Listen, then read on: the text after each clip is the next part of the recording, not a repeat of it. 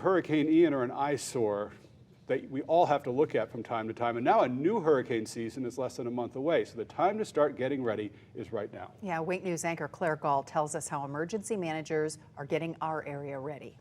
Tarps cover roofs, homes sit unfinished. Countless families still cannot return. 19 months after Hurricane Ian, Southwest Florida is still recovering. But another hurricane season is fast approaching. Florida Division of Emergency Management Director Kevin Guthrie came to Lee County Thursday to remind everyone another storm cannot slow us down. I'm sure part of this is looking towards the future. Another part, I'm sure, is looking at the past, people who are still recovering. How do you juggle both?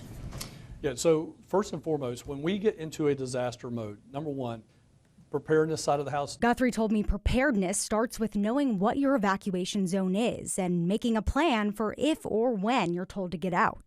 I think what we have to do more than ever is we've got to tell people why.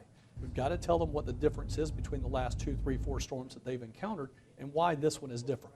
And Guthrie encouraged people still trying to rebuild their homes, their lives, to stay positive and not to take no for an answer. We saw here in Lee County in this area as a part of Hurricane Ian that some power did not get restored for weeks at a time. The more remote you are, the more food you're probably going to need to have. Because it's their job when times are tough to stand up for you.